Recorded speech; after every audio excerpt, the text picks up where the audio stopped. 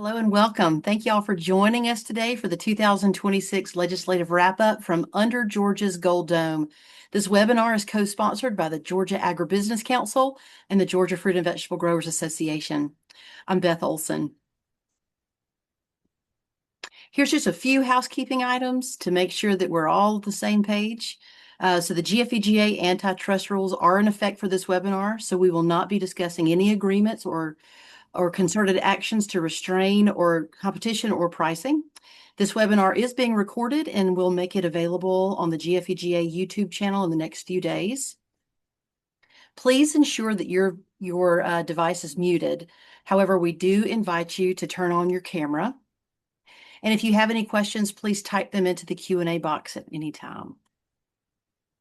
GFEGA continues to partner with the Georgia Agribusiness Council to represent Georgia's fruit and vegetable industry interests on the state level. And if at any point in time you're at the Capitol during an active legislative session, you will see the Georgia Agribusiness Council staff well connected and carrying the work and the support and the voice of Georgia's fruit and vegetable industry. We're also excited to have our panelists who are elected statesmen to represent GFEGA member interests on the regulatory and legislative fronts. So today's discussion will be hosted by Will Bentley, the president of the Georgia Agribusiness Council, and Chris Butts, the executive vice president of the Georgia Fruit and Vegetable Growers Association. Georgia actually holds a very unique position as all four of our guest legislators have firsthand experience in literal fruit orchards and vegetable fields that shape their work under the Gold Dome. So with us today, we have Georgia State Representative Robert Dickey, chair of the House Ag Committee and peach grower. We have Georgia State Senator Drew Eccles, chair of the Senate Economic Development Committee and peach, pumpkin, strawberry, and general vegetable grower. We have Georgia State Senator Russ Goodman, chair of the Senate Ag Committee and blueberry grower. And we have Georgia State Senator Sam Watson, chair of the Senate Ethics Committee and general vegetable producer. So with that, I will hand it over to Chris and Will to kick everything off.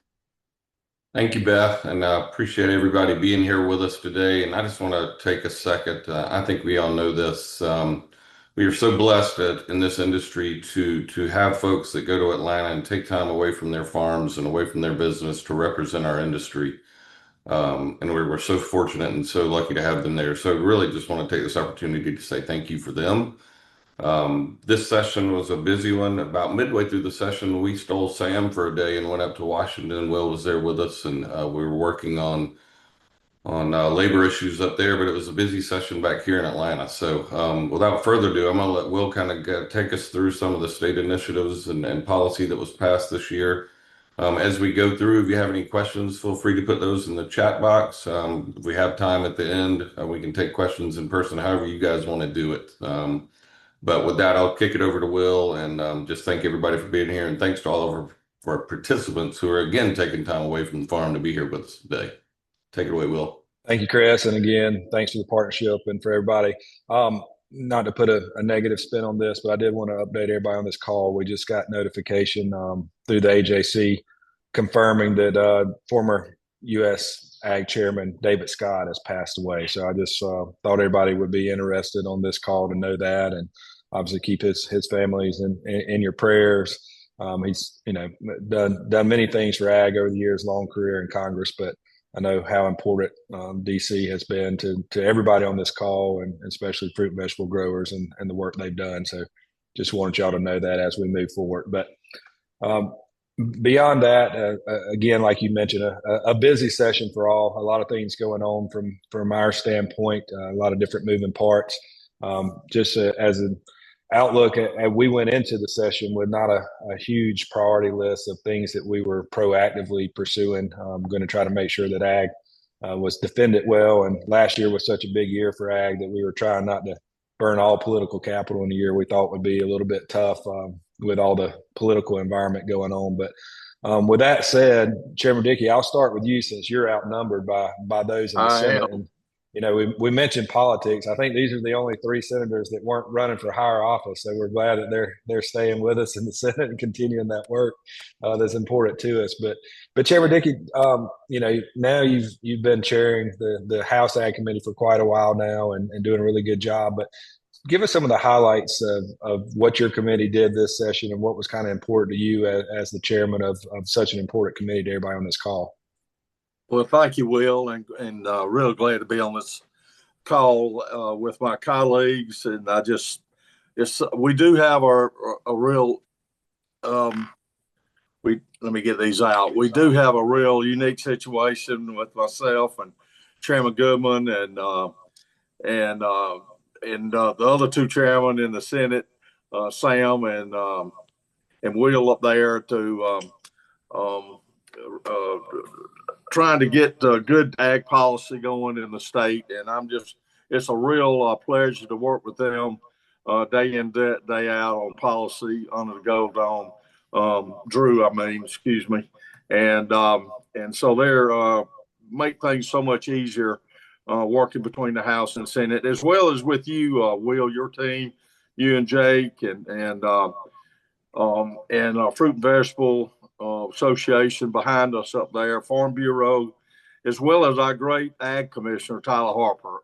Just work with him so closely day in, day out on not only the regulations he's tasked with, but also good ag policy too that he has been so helpful with, especially in Washington through these hurricane disaster programs. And we just got what I'm trying to say is we're in a unique situation, I think, in Georgia. We've got tremendous support for ag and fruit and vegetable and other commodities in the state. And I'm just, it's just really a pleasure to try to move things forward. And I think we are.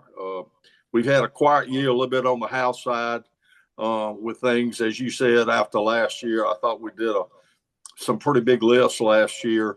And I'm glad to have that behind us. But Chairman Goodman, working with him on our study committee going forward, and I know he'll say more about that.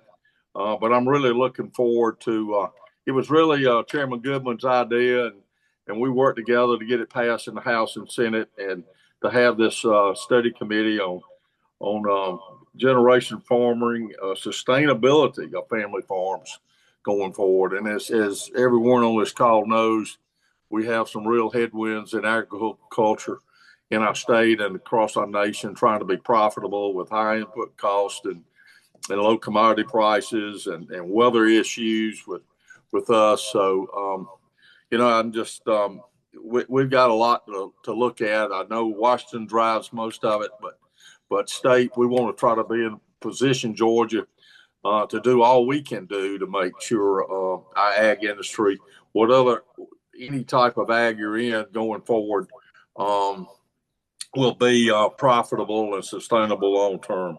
So I'm looking forward to that. I want to tell our fruit and vegetable growers something that really came out to me during a bill that we did not really pass, but SNAP bills, our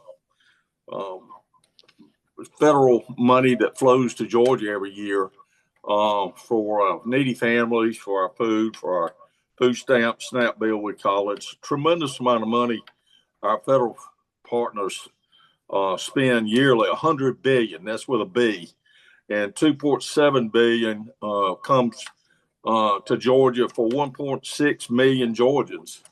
And the idea from Washington was to try to, one thing was to try to make Georgians who use this program buy more healthy food. Well, that did not happen very quickly. I want to just tell our fruit and vegetable growers and others who are competing for the food dollar in the grocery store, how much competition, how much we're out marketed for that food dollar by other types of products that are sold in that grocery store. And, we wanted to try to push some of that money toward, as I said, fruit and vegetable, more healthier food, maybe meats, eggs, milk, but but some other competing commodities really shut that down very, very quickly over in the House. And so I think we really need to look, Chris, going forward as an association about, maybe more marketing to consumers on the benefits of fresh fruits and vegetables rather than soft drinks and cookies and candy and that type of thing. So that is one thing I wanted to sort of bring up to the group. They've got quite a influence in the grocery stores. I love our produce sections, and our partners in the grocery store do a great job with us marketing our fruits and vegetables in the grocery store, but they sell everything else too. I just want you to know that, and those other things might even be more profitable for them at times. So we're up against stiff competition, not only from imports coming in this country, but from other competing that want part of our food dollar. So with that, I'll turn it back over to the rest of the group.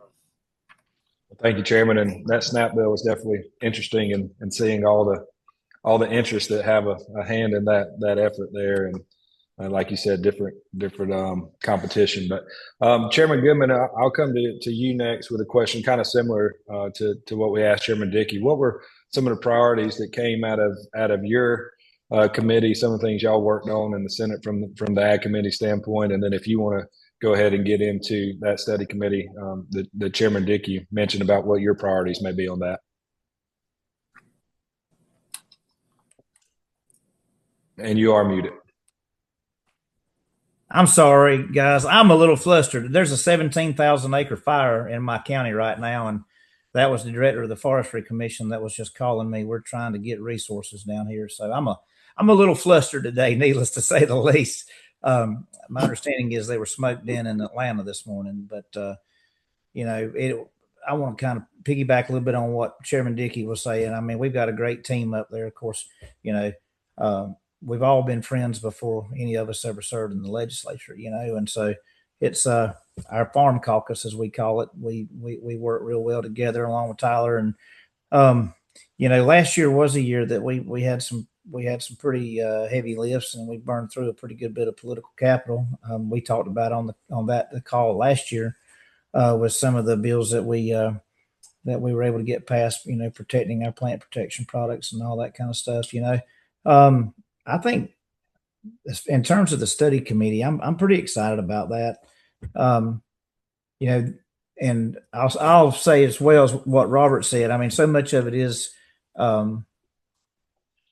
affects us, what goes on the federal level, but I do think there are opportunities on the state level. And Will, and you and I have been talking about some of those things, and I think that we need to continue to explore that. And some of the best ideas that we've ever had have come from the people that we represent, everyday Georgians. And so, when we get these study committees out, I guarantee you that there will be something come out of this committee. Will be probably something that no one on this call has thought about, but it will be a great idea. I think we had some really great wins in the appropriations process as well. For if there are any blueberry growers on here, thanks to Sam, Chairman Watson, he was able to help us in the Senate budget hearings, getting close to $1 million in there for the blueberry breeding program. And we know that we're desperately in need of that. And of course, appreciate our friends Robert and our friends in the House for helping us keep that in the budget, because we desperately need new varieties in the blueberry industry, especially rabbit eye varieties. And so we're proud about that. Sam was also able to get $1 million in the budget to try to address the feral hog problem, and I thought that was great. That's utilizing a vendor that the state of Florida has been utilizing for their Python program. So I know we're hearing from that. Right now, one of the things I'm concerned about is all these H-2A contracts. I don't know if y'all are hearing it everywhere, Chris, but I have fielded between trying to pick blueberries and pack blueberries and field calls on H-2A and then the fire. Needless to say, my cell phone's been pretty busy lately, but there seems to have been there's been some hiccup in the process, because it's too widespread for there not to have been some hiccup in the process. So I don't know what you all are hearing on that end, but I'm hoping that we're going to get some answers on that. Yeah, well, thank you, Chairman. To another chairman you mentioned there with Sam Watson, now serving as the chairman of the subcommittee on Senate Appropriations for Agriculture, which I think is a huge deal. Sam, I think we've had supporters there in that role in the past, but I mean, having somebody directly tied to the farm like you, I think it's going to be a really big deal for agriculture moving forward. In that new role, tell us a little bit about some of the things that you're most proud of coming out of the appropriations process, and maybe before you get into the things that you got included, what kind of surprised you about being in that position? Because it's kind of new. I know you've been on appropriations even when you were in the House, but chairing that subcommittee in the Senate, something new. So tell us something that we don't know that you were surprised by in that role. Well, thank you, Will. I thought Russ was going to take all my talking points, but he did leave me a few. So no, it's good. First of all, I just want to say I'm honored to be appointed to that position by our Lieutenant Governor Burt Jones, and obviously he pointed me to that, and he basically gave me one objective, and he said just to make sure that agriculture and natural resources were taken care of. And I can definitely honestly say, and I think everybody would agree, that we really had a really good appropriations session when it comes to agriculture in the amended budget and in the big budget. And so can't thank him enough for that support. But it's definitely a different process being on the other side, having served in the House appropriations process and the Senate. And probably one of the I don't want to get myself in trouble with Chairman Dickey or Chairman Hatchett, but the House gets the first shot at the budget, and they don't have to really tell anybody no. Uh, so us on the Senate side sometimes get tasked with being the bad guys. So, but that's all right. We got through it, and we didn't have to do that a lot in agriculture and natural resources. So, just grateful for that. But we were able to address some retention issues and some COLA issues at the department. They've got some money for a new lab to be built at the State Farmers Market. And I know they also had some unexpected expenses. We're seeing more and more with our ag threats as we're calling them now, whether it be avian influenza, or the hornets or whatever it may be. But there's been unexpected costs there that the department has incurred. So we've been able to put some more funds there to make sure they have what they need when they need it to manage those. Of course, forestry, some of the same lines. Obviously, that money's probably paying off when you talk about the Forestry Commission and what's going on in Russ's district right now. We were able to again put some more money in there for retention, for equipment that's going to be greatly needed, because every piece we have in the state's going to be wore out before this thing's over with.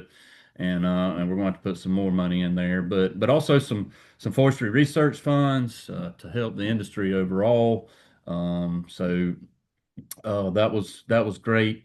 Again, as Russ mentioned on this wild hog thing, we were able to put some money at DNR to work with a group that's doing some great work in the Everglades down in Florida with pythons and iguanas. My fruit and veg folks will know all about the cucumber deal that we dealt with back last spring, I guess it was, with some outbreaks, and some of that's related to the iguanas and what's going on with the way they use water and irrigation down there. And this was a group that was called in to help eradicate those species, and so we're excited about trying it out in Georgia. But we were also able to put some more money in for some new traps over at Soil and Water. That I know y'all were instrumental in helping make sure we got.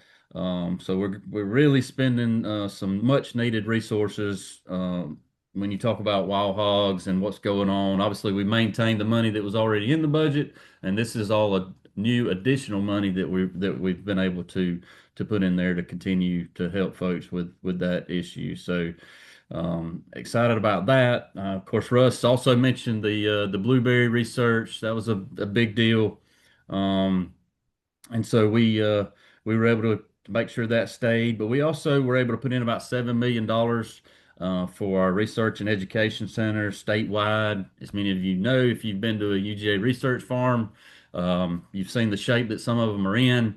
And so we were able to, the original request was about 21 million. And so we're going to split that up. Hopefully, we'll be able to ask for more funds next year, but 7 million was a great start to putting a dent into upgrading those facilities, so that our folks have great places to do research, but also great places to teach folks about agriculture. So, also had some positions that were put in. Again, I think cotton was taken care of, peanuts were taken care of, vegetables were taken care of, blueberries were taken care of. Um, I know Chairman Dickey and Chairman Goodman worked on a lot of technicians for their industries last year as well. But we were able to put positions in for that on the research side, and for some ag agents and just other stuff that the university and the College of Agriculture needed on their front. And so again, just grateful for the support there. But we were even generous to Georgia Tech and the ag research that they're doing. So we're trying to be equal here. But they were able to get some more money for some of the stuff they're doing with the peanut buying points. There's somebody over there I think that maybe is a Georgia Tech fan. But again, just excited about that.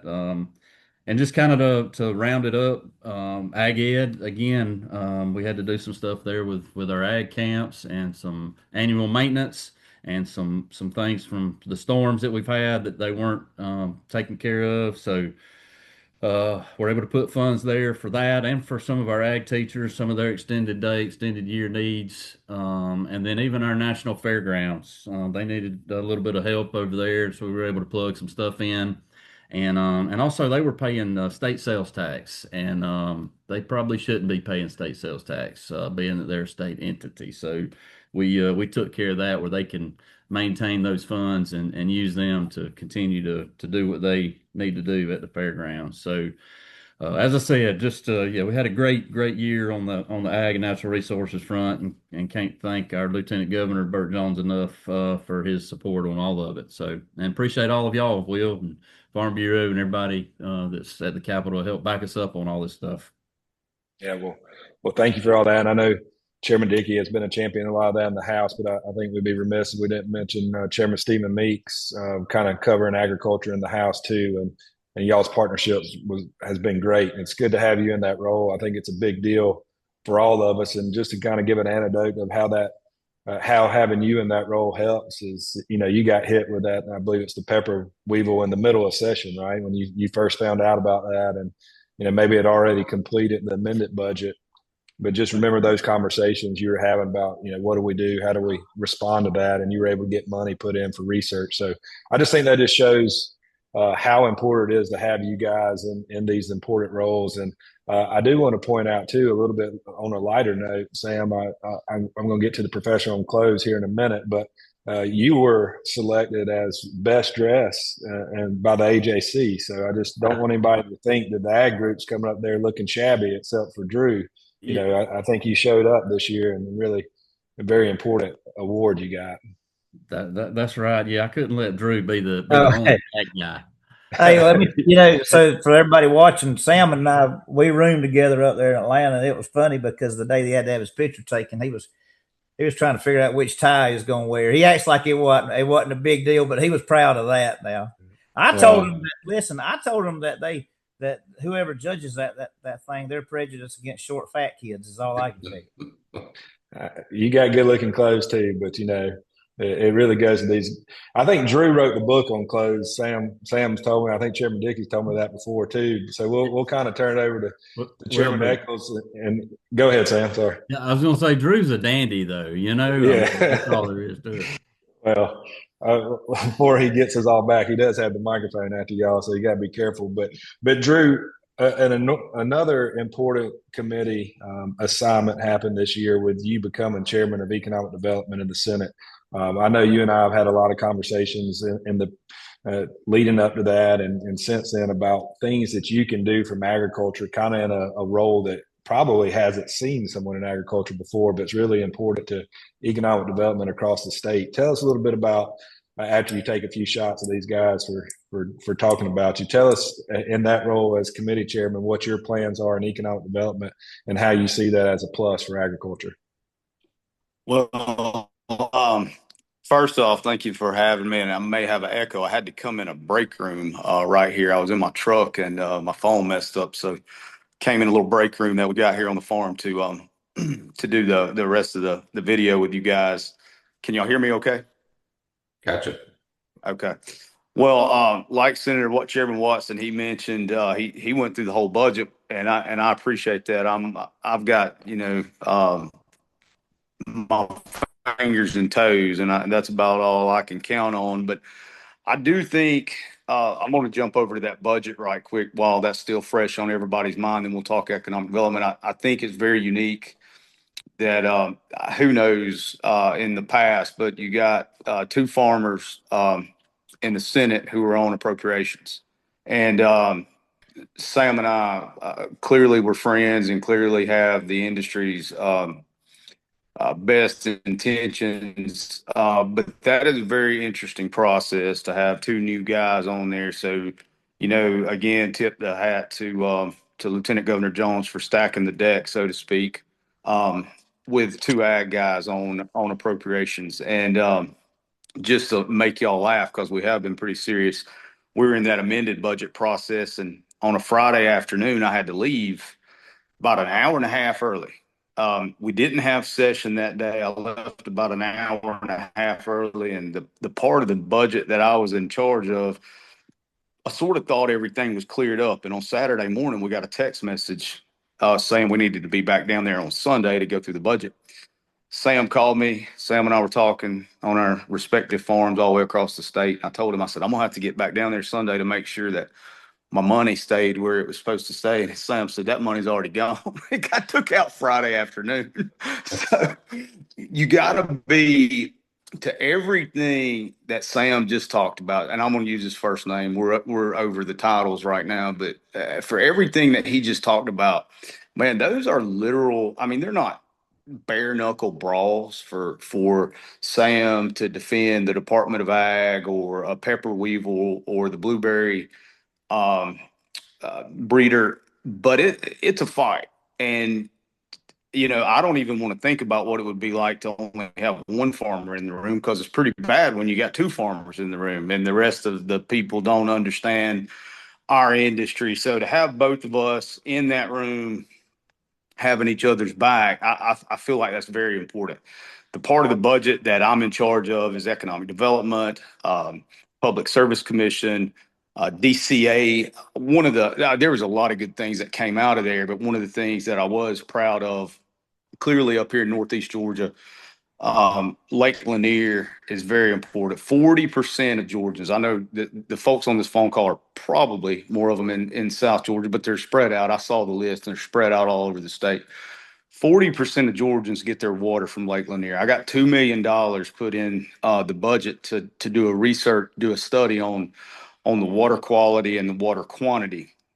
I didn't know this until last week. You try to learn something all the time. That's the Chattahoochee is the smallest basin in the state, yet it serves more people than any other basin in the state. That's huge. And I can't, I turn a lot of irrigation valves every day, especially as dry as it is. I understand how important water is. It's not a problem until you don't have water. I know what Southwest Georgia's been through. We got to keep our eyes on this up here, and I feel like that $2 million is a great place to start. Clean, safe drinking water, but also the quantity, the water supply is very important for this part of the world. So I was very proud of that, and in the grand circulation of water, that water's ends up in South Georgia, right? So I think we all have to be good stewards of that, and basically from the headwaters in the mountains all the way to the Gulf. So Um, very, very proud of that, and proud to stand with Senator Watson day in, day out, and in that budget process. That was awesome. On to the economic development. Like we talked about before, we really didn't have we had one a bill designating cotton as the state fiber, but that was like the only ag-related bill that we had in economic development this year. But one of the ones that was huge was a tax credit for historic preservations. And you say, well, what does that have to do with ag? Well, it really don't have that much to do with production agriculture, but a lot of those tax credits are going all over rural Georgia, where our ag is mainly focused, and it's downtowns, it's downtown development, redevelopment, it's things like that. So I was super proud that a bill like that normally goes through finance. We were able to get that thing over into economic development and sort of shepherd it through the process. Senator Watson sits on that committee as well with me, and I don't look at that as helping downtown Atlanta preserve an old hotel. I look at that as a main street in a rural part of Georgia that we're offering these tax credits to help redevelop and hopefully create jobs in rural Georgia and keep our farm kids. We want them to stay and we want them to work on our farms, but we want them to live in those communities too. I mean, and to keep them in those communities, they've got to have options. They've got to have restaurants and movie theaters and such. So I felt like that was really good, and it really is a pleasure to and an honor to serve in the Senate with Russ and Sam, and then having our counterparts over there in the House, Chairman Dickey. This was my sophomore year, and I feel like I learned a lot this year. So proud to serve on the Approach Committee. I'm proud to chair Economic Development, and I guess now just turn it over to any questions that you guys may have.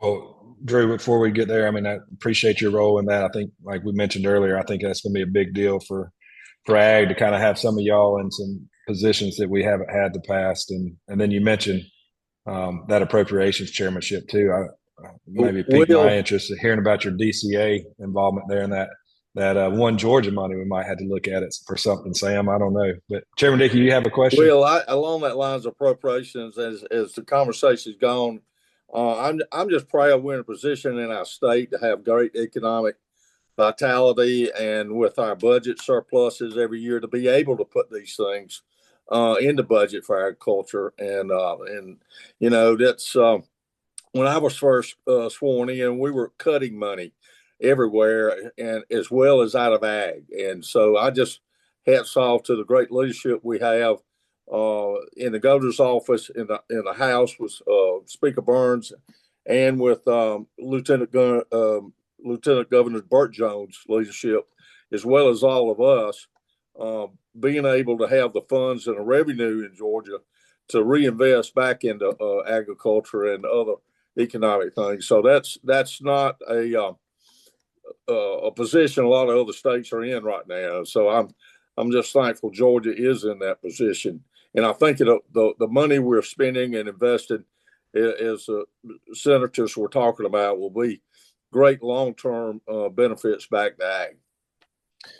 Yeah, and Chairman, you mentioned that good position we're in, and we've kind of spent a career trying to stay out of the Ways and Means Committee or Senate Finance, like Drew mentioned earlier. But it seemed like everything this year was going through those and tax related. I mean, I know Georgia's in a good position with reserves, and both of y'all were looking at tax relief. Do you want to talk any from kind of a House perspective of either property tax or income tax, or what y'all's strategy was? I know you're close with the Speaker, and that was something he was pushing. Was very complicated. I'll be brief. I mean, we had two competing policy issues. One with lowering income tax, which I was glad we were able to do. That was really initiated a lot over in the Senate, but certainly passed by the House too. And we were trying to do some property tax relief for homeowners, targeted them, and I think we've got that done to some extent too, and glad. Again, it's just trying to give some relief where we can to Georgia taxpayers and property owners. I know property tax is what I hear a lot, but we didn't really do even the House much from a state level, other than trying to move some money around. I think more than anything with some sales tax possible increases in some counties, but we really got a disparity, in my opinion, between a lot of our wealthier counties and some of our rural counties that are ag focused. That a large part of their economies are ag, and our rural Georgia areas and low wealth counties are really struggling, and that's where a lot of us are, and a lot of our farms are. So I'm looking at things going forward. We got to keep working in this area, but again, I'm thankful that our state has had surpluses and able to do the things we do and end up with a balanced budget every year. I mean, that's what the federal government can't do, but we're getting it done every year here. Yeah. And I'll just touch on this, but I know Sam in years past, maybe all the way back to Hurricane Michael, playing a role in trying to get disaster money to be exempt from state income tax, and y'all were all part of that this year. So thank all of you for responding to that. I know the governor led that with his floor leaders, but it's things y'all have all worked on in the past and other storms, and kind of came with that idea and pushed that. And appreciate Governor Kemp kind of leading on that from Helene. But Russ, do you want to talk a little bit about what went on in forestry? I know it's not fruit and veg related, but a lot of people on this call also have timber and have been impacted by mill closures. And I know you got the fires going on right now, and your community's really been impacted. But you want to talk a little bit about that transferable tax credit bill that was done? I'll say one thing too is we also got the bridge money exempt from state income tax. It was $12 billion. That was I think that's already been signed into law, is it not, Will? I believe he did it pretty immediately. Yes. Yeah, I think that's right.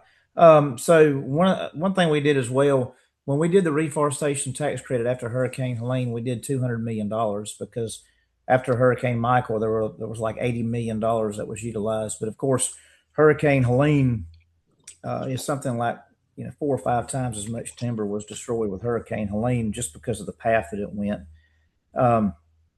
than Hurricane Michael. And so we set it at $200 million, but there were $243 million in requests.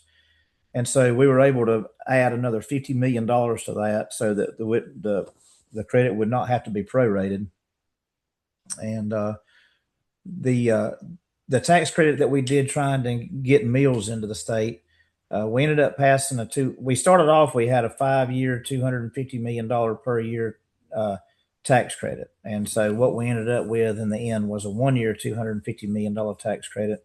But I hope that we'll be able to come back again next year and do it again. But y'all know these mill closures that we've seen, and I'll say this, I don't know any produce farmer in the state of Georgia that doesn't own timberland as well, right? But when we lost all these mills, if that Hyundai plant over in the Statesboro area, if that's the largest economic development announcement in the state's history, then these mill closures have been the largest economic contraction announcement in the state's history, because when you add in all the ancillary jobs, it's about it's close to 7,000 jobs. And so we 2/3 of the state's covered in timberland, and we've lost something like 62 mills since 2017 in the Southeast. And so we desperately need to get new markets for mills. That's one of the reasons that Chairman Hatchett and Representative Meeks and Robert and Sam and Drew and all of us have worked to try to get money and stuff like the Georgia Tech program, where we're trying to develop new uses for wood fiber. And what we end up seeing is you have these hurricanes, but also about forest health.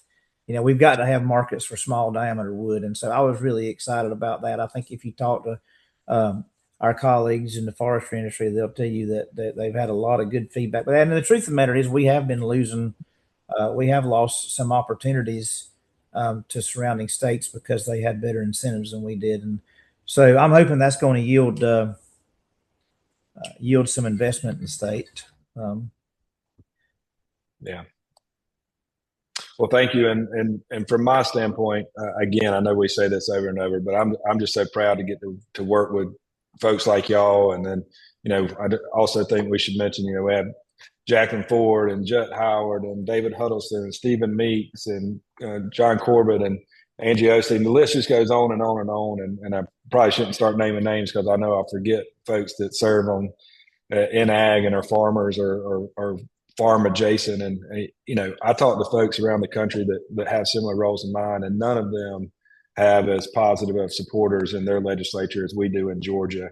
So I think everybody on this call, I'll just give a plug to our legislators. We need to support them any way we can because it's important that they continue going back to Atlanta every single year. So anything we can do to keep y'all there is a big deal for our industry. But Chris, I think there may be a question or two in the chat that I can't see. I'll kind of turn it to you, but just want to tell these guys thank you and thank you to everybody that's on the call for continuing to support your organization and my organization as well. But we got a great team, and I know it's hard times in agriculture, but it's certainly not because of things that are going on at state capitol, and they've always been there to help and even go to DC to fight for us, which I think is very unusual. And other states are kind of surprised when they hear about the teamwork that goes on here. Yep, I would echo all that well, and I thank you for the work you do on behalf of the fruit and vegetable industry, and thank all of our panelists for the work that they do on behalf of the entire industry. Like you said, we're so blessed and fortunate. I think the friend is a word that is misused or overused in our industry sometimes, but it's really good to have these friends on this call. So we're real fortunate. We do have a couple of questions that have come in. The first one from Jim Free says, what can be done to help get state government approvals needed for ag digesters that provide for on-farm energy and fertilizer production to help farmers in these tough times and in the future? I want to take a stab at that one. On-farm digesters. If anybody have a response to that? I would say that's way over. The science of it is way over my pay grade. I won't even start there. But I do think that we mentioned this last year, and I appreciate my chairman, Senator Goodman there, Chairman Goodman, and Chairman Dickey also went to bat for me for this economic development chairmanship. I think this is an opportunity for us to get out of our sandbox and either, own farm digesters or tax credits for production ag or further processing or whatever. I mean, government's slow and we're slow to respond. That's all I'll say about that. I don't, by no means am I saying I'm the gatekeeper to own farm digesters. That's just kind of keep creating work for myself. But I do think this is an opportunity because nobody else in this role prior to me being here has a clue what that is. And at least I can somewhat speak the language. So I think having us there in different roles is important. And I think we can probably move forward and have those conversations offline. Somebody smarter than me can speak to the science of it.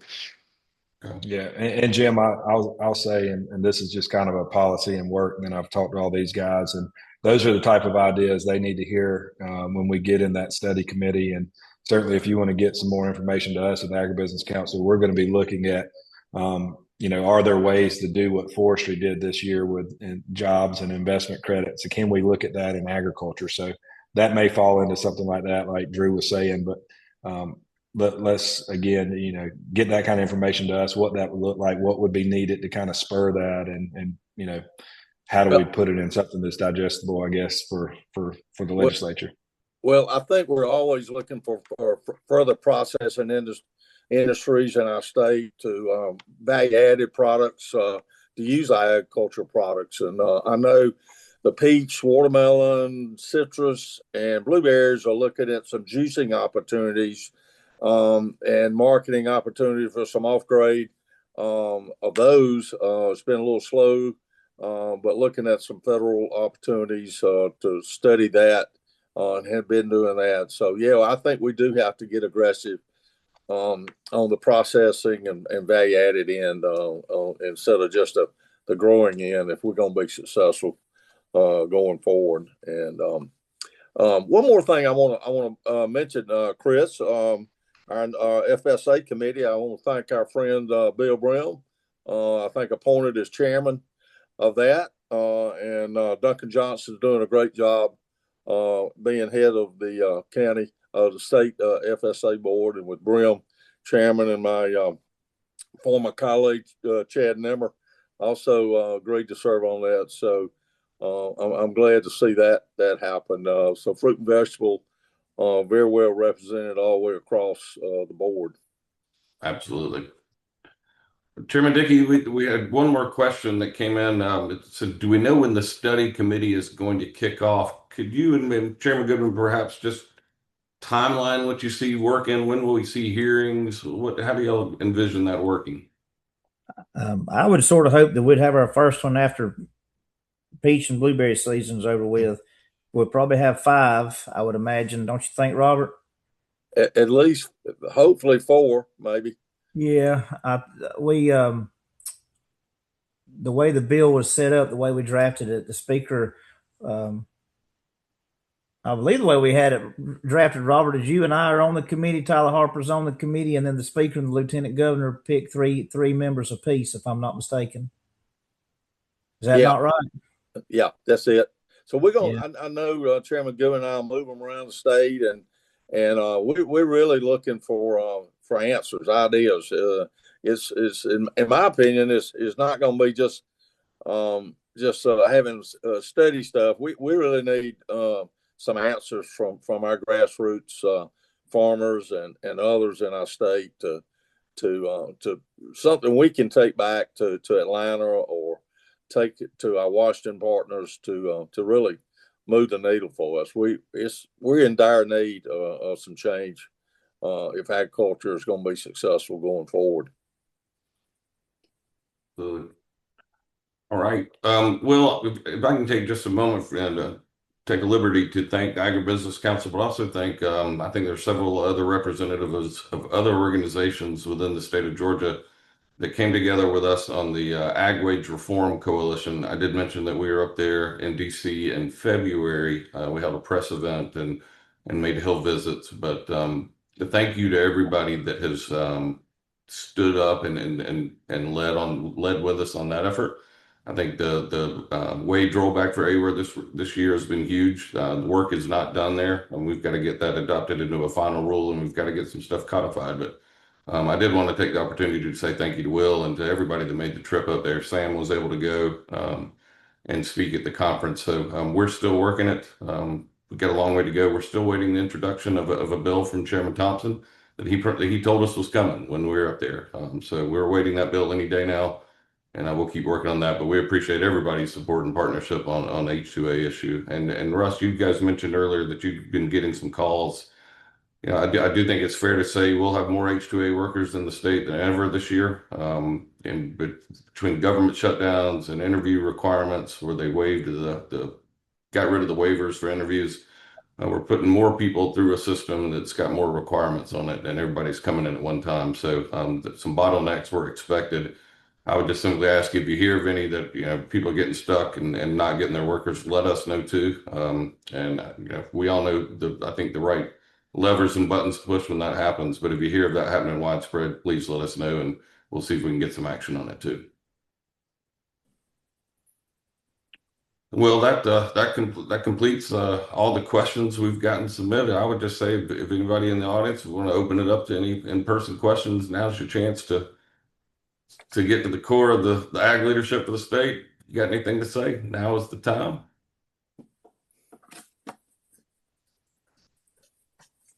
Well, Mr. Bentley, you have anything else you want to get out there for? That was a dangerous game you just played there, Chris. I know. No, I'm good, and thank you, and thank you to everybody on there. And if you have policy ideas, like I said, get it to us. I know, I believe Farm Bureau, and I see several other groups on here too. If you have those type of policy ideas, it'll be good for the committee to hear from. I know we'll all play a role in that and working with these guys through that. So get them towards us, and we can try to piece them together and see what we can come up with. Chris, I just want to say thanks to you and all, and really Tyler Harper, we had Ag Secretary Rollins down to Georgia, I think 3 times this year. And I think we're really being heard. We got a voice in Washington that's hearing us. All of us on this call, H2A users, and I just cannot thank what happened in Washington enough to lower our wage rates. I mean, that is transformational for, I think, all of us in the H2A program. It just worries me what the future might hold, though. This could be temporary, maybe is, but it has been a game changer, I think, for everybody in that program. And so, when we all get together, pulling in the right direction with the right messaging, things can happen, things can change positive for us. So that's a great example. Yes. Yeah, Robert, that's man, when you get to looking at it, I mean, with everything that's going on with input costs and everything else, you're talking about, if we were to put the numbers to it, that decision has probably saved Georgia farmers what, $300 million a year, probably, Chris? 150 is a really, really conservative estimate. So yeah, it's a lot of money. And the key to it is we just need to get that codified now, and get some guardrails set up around the AWR and how that's determined. And they've taken some good steps in the right direction, but we need to get that codified, to Chairman Dickey's point, so it doesn't get switched around when the next administration comes in. So I Hey, think I Chris, saw Drew's Courtney. hand raised there. Oh, go ahead, Courtney. Sorry. Question there on AWR. Have they said anything of how we're going to do survey results and how's that going to come in? Have they started surveying, or are they alluding to anything? Any updates there? So the next thing we were expecting would be a summertime readjustment of those wages based on that OEWS survey results. There has been a GFEGA, and a lot of Georgia groups were included on a letter to DOL 2 weeks ago, in which we asked them to postpone that decision until they could get more ag inputs, I guess, from that survey does not include ag operations currently. The plan is to include those in the future. So the ask to DOL is hit pause on adjusting the rates until they're absolutely certain how that wage rate will be determined and that it can be understood. So we're hopeful that we may not see that summertime adjustment this year before they can get things a little more settled. But stay tuned. Drew, did you want to add something? Yeah, as we were closing up right here, somebody mentioned earlier that we're all on the ballot. Just, the candidates that are, the incumbents, the folks right here on the phone, I appreciate all your, it's awesome to see this many people on a phone call have this kind of support for this industry. Just keep us all in your thoughts and your prayers. It's a hectic time of year, even if we don't have a opposition. I'm just trying to make the point in front of every group that I speak to tell you how important those 2 Supreme Court races are. Charlie Bethel and Sarah Warren. Y'all make sure that's a very important. Those are very important races, highly contested races. Just make sure that you pay attention to that when you go vote, and go vote. Go vote in May. Go vote in that primary, even if Brother Sam or Drew or Russ or Robert, even if we don't have opposition and you live in our districts and you say it's safe, go vote. Just go vote, make your voice heard, and support those Supreme Court candidates because we don't need the alternative in the state of Georgia. Yeah, thank you for that, Drew. And a lot of environmental issues end up in front of them, so very important who sits in those roles. But Chris, from our standpoint, I think that's all we have. I'll let you have the last word and wrap us up. I think that gets it from here too. Beth, did you want to put up that slide with the upcoming dates? Just a shameless plug. I do. We covered a lot today. And I think we could all walk away from this realizing, I think, even more how close knit this industry is, how important it is that we're reaching out and we're talking to each other. and that we've got some true industry leaders and some true state leaders that are representing us. So a big thanks to all of you. A big thanks to all of our panelists. All of our attendees for joining. We know there's lots of things that you could be doing, but I feel like this has been an hour well worth our time. Just 3 quick meetings or opportunities I wanted to make sure everybody was aware of. Coming up in just a week or 2 is the inaugural Southeastern Specialty Crop Technology Conference and Show in Tifton. So if you haven't heard about that, please go find out about it. We've got the Georgia Ag Labor Forum that's coming up in August, and then the Southeast Regional Fruit and Vegetable Conference coming up in January. So please join us for that. If you have questions about those, feel free to reach out to me or Chris. But with that, we'll say thank you, and you all have a great evening. Thanks, everyone.